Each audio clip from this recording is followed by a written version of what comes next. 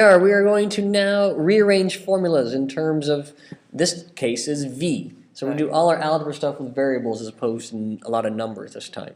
Okay, so we're going to try and get V on its own. So the first thing, let's get rid of this fraction to start with. Okay, can you explain what's the step I've done there? All right, you multiplied both sides equations by 2. That will get rid of the 2 from the bottom. Okay, so I just times by 2, and you can see it's always doing the same thing to both sides, right. And it's got the effect of removing the fraction. Next up, we have to get rid of our t. Let's divide both sides by t. Whoop, don't really need that bracket. So u plus v. So when we divide both sides by t, that cancels the t from the right-hand side and divides it on the left-hand side. Okay, nice.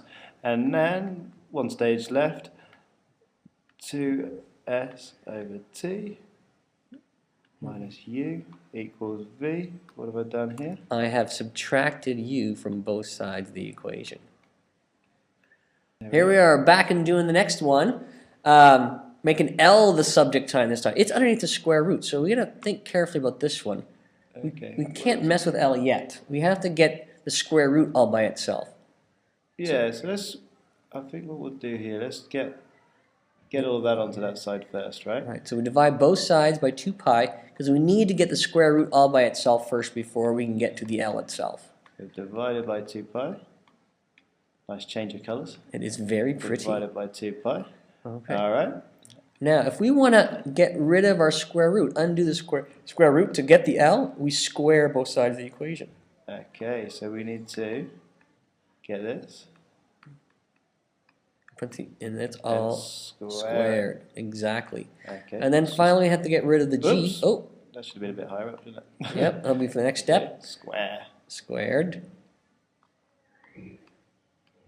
So we're squaring. Square or squared? Square both sides. Squared both sides, yep. All right. And then the last step, we have to multiply both sides by G, because that will leave us L by itself. So we've got G lots of T over 2 pi squared. All squared. And we did that by multiplying by G. Yeah, let's use that one. Times G. Sounds good. Times G. Times G. Right. There we go. Right. These get slightly harder as we go. Ooh, they certainly do. Okay, make x the subject of the formula. How are we going to do this? Good question. I had a couple thoughts going through my head. Shall we subtract 1 over y and get x on the one side of the equation, even though it's all by on the bottom? So q minus 1 over y is 1 over x. All right. And what will you do from here? Well, my trouble is I have it on the bottom of the fraction. And one of my thoughts is we could make the left-hand side have a common denominator over y, and then reciprocal both sides. Okay. So but I'm open to any other potential steps that might be an easier method. I'm just trying to think how I'll do this one as well. All right. So if we multiplied everything by xy, then we're going to have to do some factoring in there. I think we might be just as easy to get a common denominator, or what are you thinking? Go ahead. Yeah, no, do the common denominator with y, right? Okay. So let's just show what we've done again. So just to start off with, we subtracted 1 over y. Took away 1 over y. And the problem we're faced, and we're just kind of pausing to decide what to do next, is we want to try and get all of this as one fraction and all of this as one fraction, and then we can flip it all over. Right. Is that right? Yep. Okay, so if we times this q by y over y, in other words, times it by 1. Yep.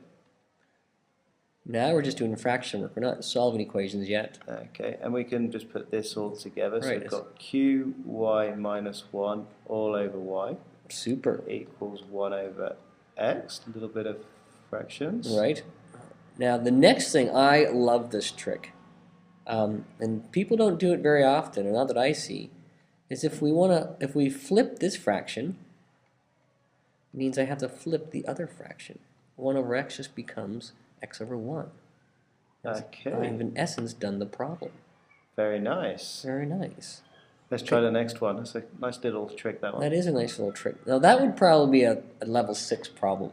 And it would have been maybe a 7 or 8 problem, but you've seen it already, so now it's allocated to level 6. We've gone and ruined the unfamiliar. We have indeed. All right. Oh, make an X the subject.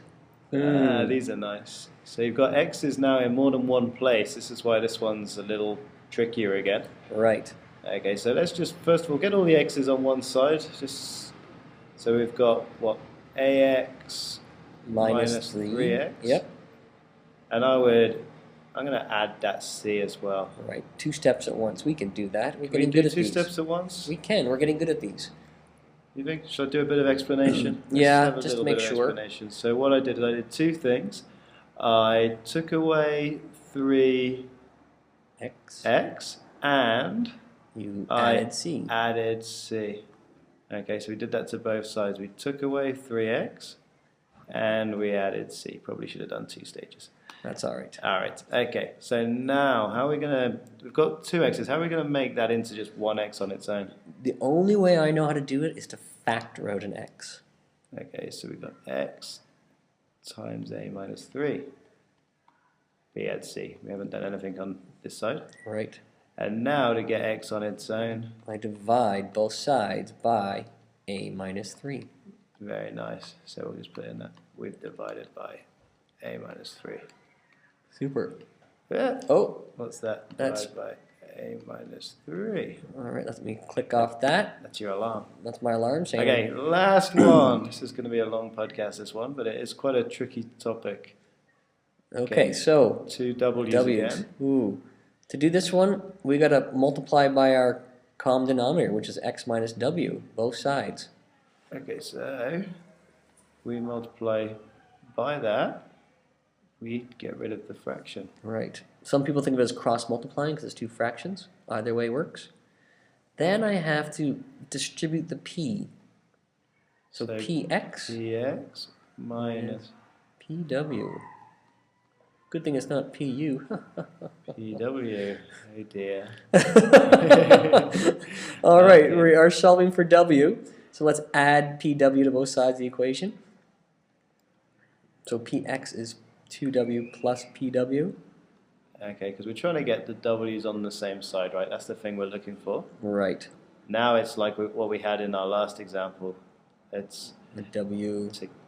yeah. Now we've only got one w, Yep. bx, and finally got w on its own.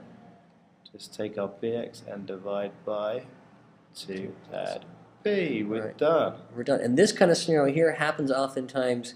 You have to solve in your IB exams. You sometimes have to do what's called the inverse, and this is a calculation you actually have to do in the process.